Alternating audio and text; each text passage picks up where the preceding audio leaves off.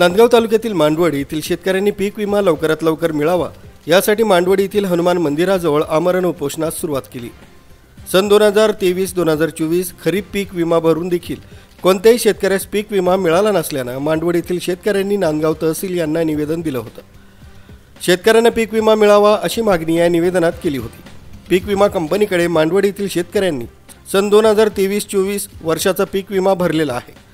यंदाच्या वर्षी तालुक्यात भीषण दुष्काळाची परिस्थिती असल्याने शेतकऱ्यांचं मोठं नुकसान झालंय। शासनाने 1 रुपयात पीक विमा भरून घेतला, परंतु शेतकऱ्यांना पीक विमा मात्र अजून दिला नाही। पीक विमा कंपनी दुष्काळाची परिस्थिती लक्षात कधी घेणार, शेतकऱ्यांना पीक विमा कधी देणार, दुष्काळात शेतकऱ्यांचं पीक जळून खाक झालंय। पीक विमा कंपनीला हे कळत नाही का? मग पीक विमा कंपनी आम्हाला विमा कधी देणार, अशी संतप्त भावना शेतकरी राजा मांडत आहे। आम्ही मांडवडचे शेतकरी आहे।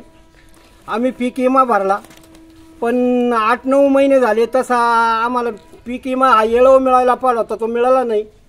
तर आम्ही वेळोवेळी कंपन्यांना फोन केले, कृषी अधिकाऱ्यांना फोन केले, विमा कंपनीच्या साहेबांशी कॉन्टॅक्ट साधलं। आम्हाला पीक विम्यासाठी मुद्दाम वंचित करू राहिले, आमच्यावर अन्याय करू राहिले। आम्ही निवेदन देऊन 15 दिवस झाले, आमची आजपोत चौकशी केली नाही। आमचा यांच्यावरून भरोसा उठला। शेवट आम्हाला उपोषण करायला यांनी भाग पाडलं। तर हा आमच्यावर मोठा अन्याय, गावावर अन्याय, तालुक्यावर अन्याय आहे। आमच्या शेजारी 50 फुटावर विमा मिळतो आणि आम्हाला विमा मिळत नाही।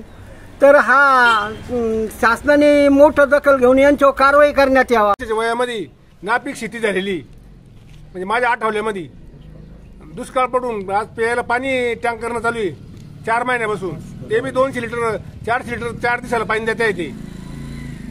जनावरांना पाणी नाही, माणसांना पाणी नाही, पाणी एकदम घाण देता येते। आणि आपल्याला पीक विमा मिळायला पाहिजे। दरवर्षी काही थोडेफार देत होते आपण, मी माझ्या तक्रारी करून सुद्धा मला पीक विमा ते म्हणजे चौकशीला सुद्धा आलेले नाही ते। मांडवड येथील शेतकऱ्यांनी निवेदनात 11 मार्च रोजी उपोषणास बसणार आहे असं सांगितलंय। असं असून देखील प्रशासनानं कुठलीही आजपर्यंत कार्यवाही केली नाही। हे मात्र शेतकऱ्यांच्या जखमेवर मीठ लावण्याचं काम केलंय असं शेतकरी म्हणतात।